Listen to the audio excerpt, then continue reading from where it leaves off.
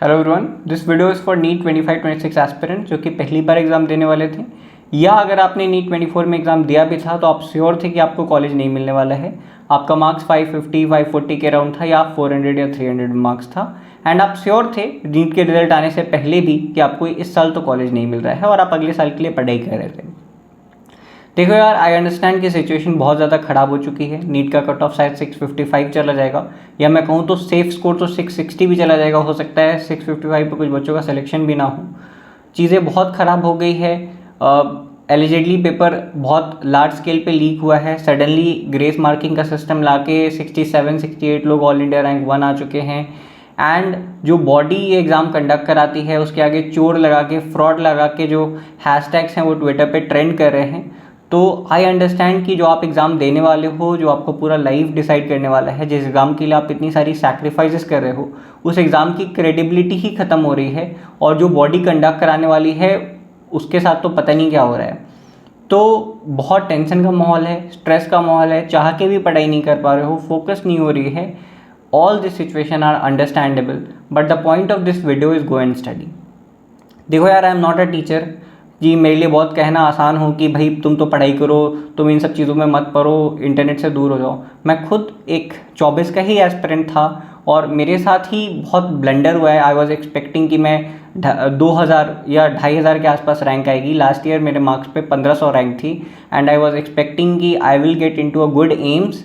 India के top 4-5 AIIMS छोड़ के मुझे इंडिया के शायद सारे एम्स मिल जाते लास्ट ईयर के कट ऑफ के अकॉर्डिंगली।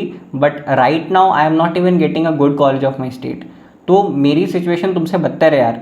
तो तुम मुझे ये नहीं कमेंट में बोल सकते कि भैया हमारी आप सिचुएशन नहीं समझ रहे हो, ऑल दैट मैं समझ रहा हूँ। बट द पॉइंट इज़ कि हमारे हाथ से जो चीज़ें हैं वो काफ़ी ऊपर निकल गई हैं। हमें जो करना था हमने कर लिया। तुम देखे होगे, मैं खुद बहुत ज़्यादा परेशान था। मैंने back to back 3 videos upload कर दी।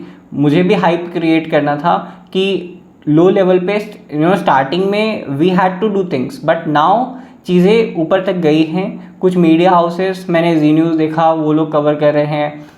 बहुत बड़े बड़े यूट्यूबर जो नीट फील्ड से भी नहीं हैं वो भी इन चीज़ों को कवर कर रहे हैं। ऑफकोर्स सारे टीचर्स कवर कर रहे हैं। तो अब ये चीज़ें हम लोगों को जो करना था हम कर चुके।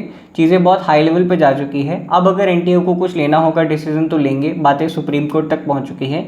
अब हमारे हाथ से कुछ नहीं है। हमारे हाथ में ये है कि हम बैठ के अब पढ़ाई करना स्टार्ट कर दें, और एटलीस्ट तुम्हारे हाथ में तो यही है।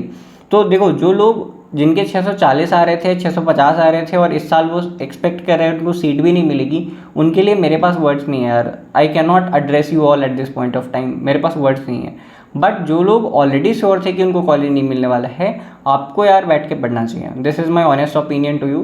क्योंकि हो सकता है 1 महीने बाद चीज़ें रिजॉल्व हो जाए, सब कुछ सही हो जाए, रिजल्ट वापस से इशू हो जाए या रीनीट करवा दिया जाए, व्हाट्सोएवर, और मेरी सिचुएशन ठीक हो जाए। बट फिर जब तुम पढ़ना स्टार्ट करो तो तुम्हें रियलाइज़ हो कि तुम्हारे लाइफ का 1 महीना तो ख़राब हो गया है।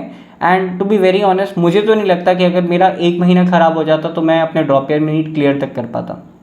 तो जब साल ख़त्म होगा, अगले साल तुम्हारा एग्ज़ाम होगा, तो तुम्हारा बैड रिजल्ट का एक कारण बचेगा कि तुमने 1-1.5 महीना पढ़ाई नहीं किया था इन सब चीज़ों के चक्कर में, जिसके कारण से तुम्हारा नीट नहीं निकला। हो सकता है सारी चीज़ें सही हो जाए और अगले साल तुम्हारा एग्ज़ाम ख़राब हो जाए इस 1 महीना 1.5 महीने के खेल के कारण। या हो सकता है कि हमारी चीज़ें ख़राब हो ही जाए, 24 ख़राब हो जाए अगले साल। Most probably I will tell you, I want to assure you, most probably अगले साल ये चीज़ें नहीं होंगी। क्योंकि 24 में इतना बड़ा ब्लेंडर हुआ है तो ऑब्वियसली हायर अथॉरिटीज़ बहुत ज़्यादा कंसर्न रहेगी कि एटलीस्ट अगले साल, उससे अगले साल पेपर बहुत प्रॉपर तरीके से हो।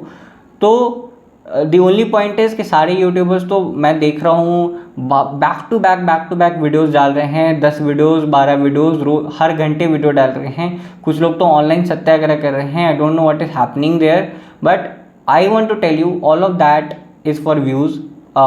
At least most of them are doing this for views.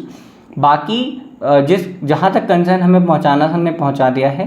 कुछ बहुत ही रीजनेबल टीचर्स हैं, they are doing their work and चीज़ें हो रही है। You have to just turn off the notification of your social media accounts, और मैं तो कहता हूँ डिलीट मार दो सारे सोशल मीडिया अकाउंट्स को एंड गो एंड स्टडी। 1 महीना बाद चीज़ें काफ़ी क्लियर हो जाएगी। वैसे भी तुम्हें इस साल के रिजल्ट से कोई लेना देना नहीं है कि भैया डिसीजन क्या आएगा क्या नहीं आएगा। I want to assure you कि चूँकि इस साल इतनी चीज़ें खराब हुई हैं, अगले साल चीज़ों को ध्यान रखा जाना चाहिए, ठीक है। And the only thing you can do is to study. तो मैं तो कहूँगा कि डिसाइड कर लो, if you want to give NEET please go and study, turn off the notification, delete the social media. And if you don't, because this can also be a situation जहाँ आपको लगता है कि नहीं यार I am a below average student, मैं जितना भी घिस लूँ मैं 620-25 से आगे नहीं जा सकता, एंड मोस्ट प्रोबेबली अगले साल उससे ऊपर ही कट ऑफ रहेगा, I don't want to prepare for this exam, that's all okay. अगर आप चाहो तो मत प्रिपेयर करो, but if you are going to prepare for this exam, अगर आपका ये बात क्लियर है, then there is no point in watching these videos, there is no point in wasting time on social media, there is no point in doing things that you are doing right now these days.